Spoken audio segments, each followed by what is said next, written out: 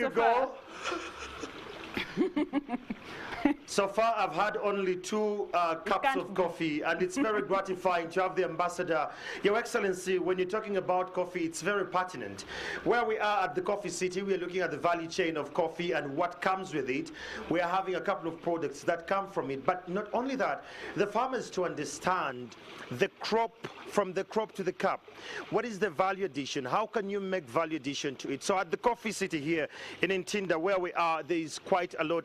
We are seated in, I'm sure you can see this, it's more like a soothing spa. So in here, in this Chitagata, if I should call it, it has coffee elements in here. So we're trying to make sure that we're scrubbing our feet. It's a great feeling because now the coffee helps us to have feet therapy of sorts. Now that is value addition. Not only that, we have other issues that come with it. We have the lotions, we have the scrubs, we have the oil, and a couple of more. But not only that, the value chain, looking at it vis-a-vis the employment issue and how it addresses it. If we could all understand the value of coffee as a country, that it's not just a beverage but a gold mine, then Uganda will be remarkably great. So that is where we are. And today with me in here I have Hawa Mawa, who happens to be a unique gospel talent artist here. Hawa, good morning. Good morning. Good to see you. How do you feel?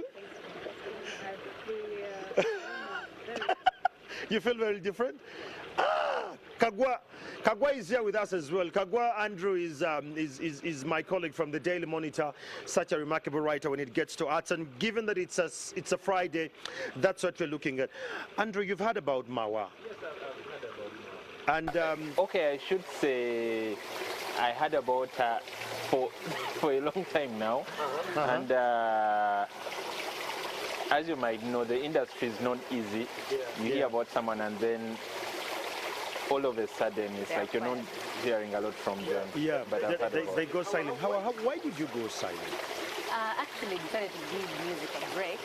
Okay. I think it's because then I couldn't and I was getting to a new institution. Yeah. There were so many other people to work on. Yes. So I gave it a break of 5 years, and that's why I'm back. I understand. Wow, I understand. The conversation we're trying to look at is the gospel industry. For 1 or 2 reasons, the gospel industry is silent, especially for the women. For the men, I've seen a couple of... Only one is rising actually. That is Levikson. The others are maybe either fasting and praying. No, I know Yes. The Jiwe. Okay. See? Well, the G-Way we will find sometime we get Cooper. Maybe he will tell us what is going on. So, Hawa, what have you been up to? And looking at the COVID-19, did it in one way or the other hit the gospel industry, especially the females, to go down in silence? To those who are in the city, I have stories that people had issues and they had to back down, others went to the countryside. But as of me, I was already there and I had things to do. My life was moving on. I'm a farmer as well. Nice. So I do tomato farming and I'm planning to go into coffee. Nice. Now that you've understood the coffee. Fish farming, we have a school that gives free education to the orphans. Okay. Wow. Wow. Gospel artists impacting lives. Andrew, what do you make of the gospel industry after COVID-19? When you listen to the relics, when you listen to what they're singing? One of the very first things I will start with is the music industry world over has an element that's kind of the same. I remember one time I did a story about the gospel industry, like why it's not as thriving as the mainstream as it should be. And one of the things I think I heard from one of the artists I talked to was that one, most artists believe, like, most artists come from a church, and because they have that attachment to a certain church, at times some of them feel like they are singing to people from that church. So the mindset is not so they do global. not spread enough most of the time. Yeah. And then, of course, there is this whole belief that we are singing for Christ, and because of that, maybe we are not going to put in as much effort as yeah. So you find someone not recording maybe a video that will compete with the Bebe. Like, I know Bebe is not competing with you, but you want Ugandans to listen to all of you. Yeah. So you maybe you should go and do what he's doing, which I personally think could be the reason why Levixon is kicking the gates way too bad. Because I think he will go to Daddy Andre if Daddy Andre is the producer people are listening to. Yeah, but talking about COVID-19 and the gospel industry, I don't know if they felt the bite that much, because for Hawa, she was okay. She was farming. She was ready for the pandemic. Because the way the industry is structured, especially for the gospel artists, at times I feel like they tend to behave like they do not need us, like the ordinary audience. Like, yeah, I usually feel like they do not need us. I think they're just intimidated that if you don't have a connection, you actually have questions. How do I get to Andrew? How do I get to this person? And some of them don't have that kind of connection. But all of them really want to have the music out there. Okay, I think what he's alluding to is that the gospel artists want to sing for their fellow Christians. Yet the message should go out to those who are not Christians, that they could possibly understand the gospel you're trying to teach. Let's talk about the fights. Have you had the fights in the gospel industry? In the background? Like, are they competition-based fights, or you're from that church and from this church? No, they're kind of competition-based, and I think it was more about the leadership, who was to be the president. That is all that I had. But does the gospel leadership make sense to you as an artist? Does it you knew if there is leadership? No way. Why? Because first it's even straightened up yet. We don't have the breakdown. Okay. It's not streamlined. Yeah, it's not streamlined. There's no structure. Yes. But unless it's worked on, that you would have one voice, probably Yes. a meeting and and something like that. So that would make sense. But at the moment, I think it's not really making sense. Let's talk about the women in the gospel industry. What happened? Now that you're here, you're going to tell us, why are the women in the gospel industry silent? They're not actually silent. I think you have grace like Nambiru. But mainly the ladies that were carrying on the mantle? Yeah. Some of them left the country, and others are saying it's marriage issues. Yeah. It's what drags them behind a bit. Andrew, then I'll come to you. Do you feel the talents in the gospel industry, they don't have the secular model of talent maintenance, that when they get on the platform and they sing and they're all up in the sky, they're immediately married off, and we miss out on that time? Because Howard spent like how many years, like 5? You know, when she's not out in the voice. I know, but you can run other projects while you're ministering.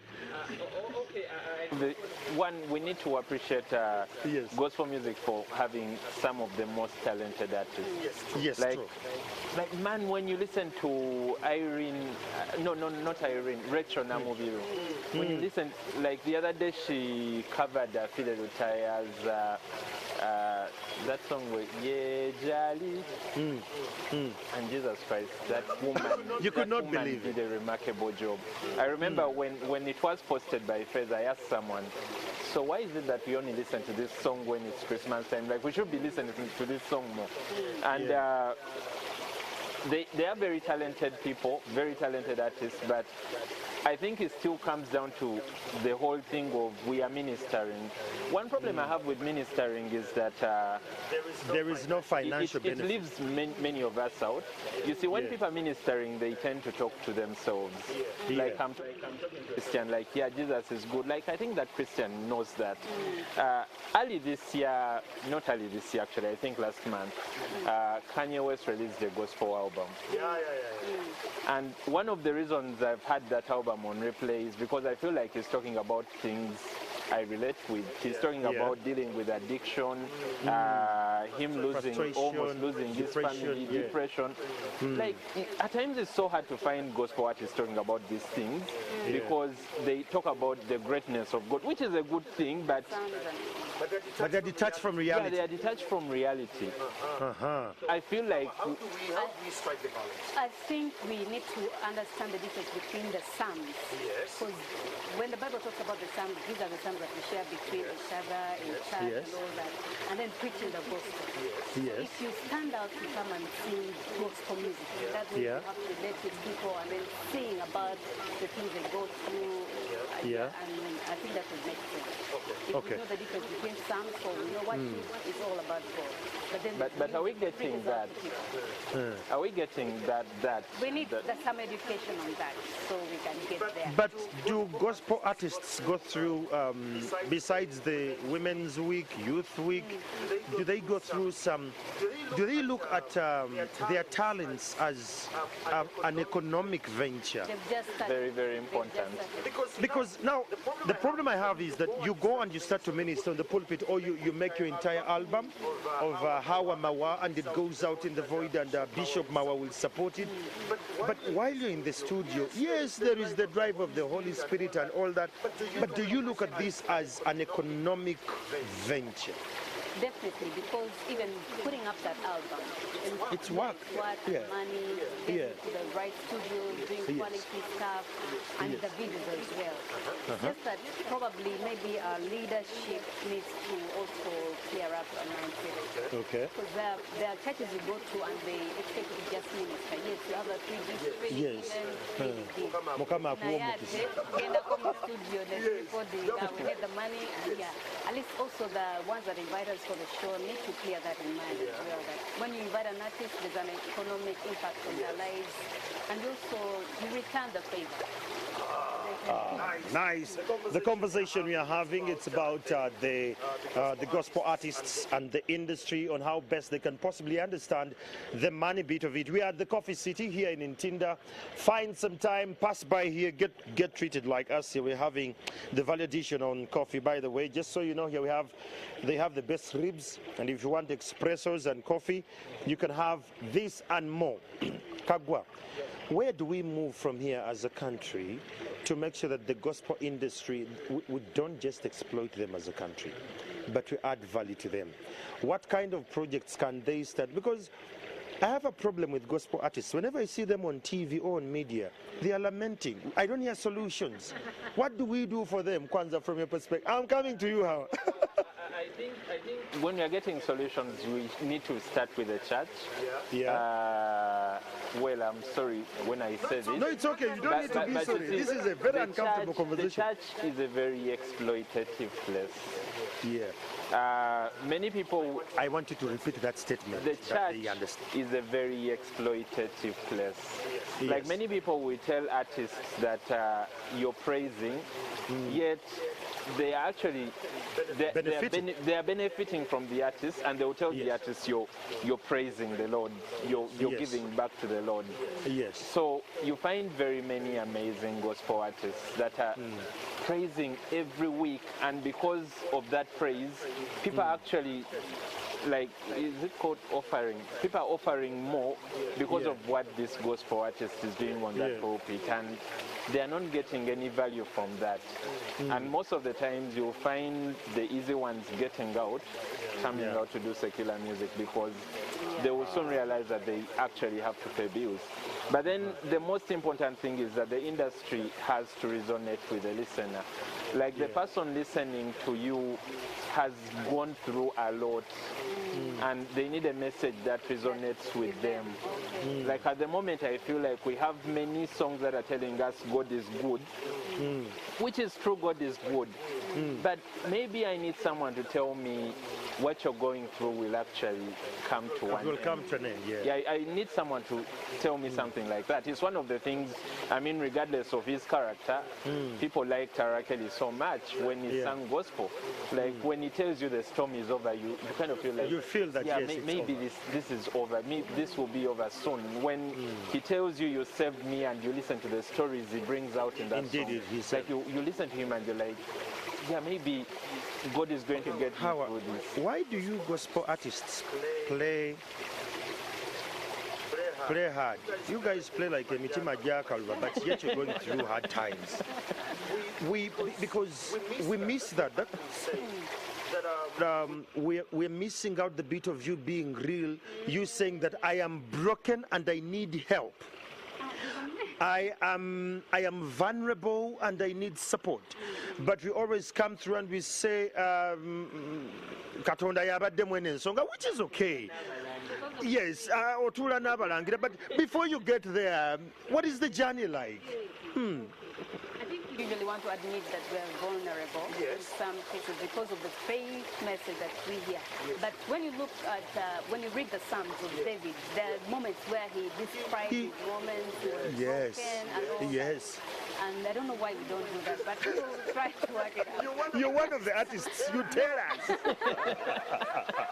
But there are some songs that at least try to. Do you feel at times that society is judgmental? I'll give you an example. If your friend Wilson Bugembe rather comes out one day and says, guys, I need therapy. Is the church going to understand that he's going through a tough time, or they're going to be like, Musumba said it? Do we have that mentality among you peers that they can understand that besides him being an artist and a pastor, he's a human being? I think that will come out from the church. There will be judgment over that. But if he has close friends, whenever he's going through the things you share with a brother, at least in that moment, we will always share with a brother and pray, because we believe God is the answer and the Holy Spirit always comforts and prayer. See, again, you're saying pray. I need to share with Andrew, and I tell him I'm going through a hard time, and Andrew tells me you're going to go to Counselor Hawa, and Counselor Hawa talks to me from a reality perspective. That look, I think one of the reasons why we appreciate Count Franklin so much is because he's one of those gospel artists who has showed us that he's human. Like at one time you hear him exchange very unpolite words with the son, and he will come out and he'll be like, that happened, I'm really sorry, what? And then the other time you read about him having an addiction of something.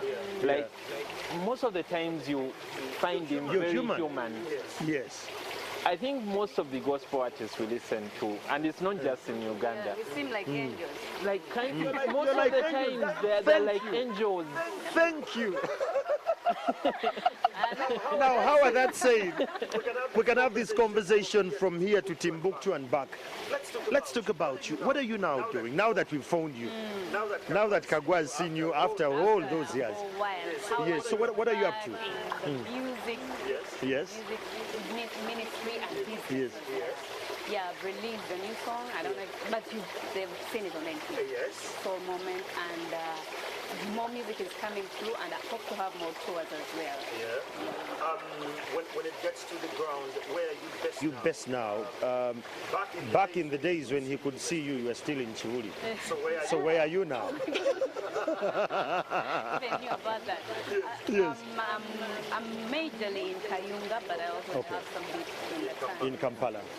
All right, cool. So if you're one of those who love to hear what Hawa Mawa does, Hawa is one of those female aggressive Ugandan gospel artists, and she has maintained that it's a bit challenging, but yes, she's held the time. I'm sure Henry, when Henry saw one of your songs, was like, oh, this song speaks to me, because it was real. Yes, your answer.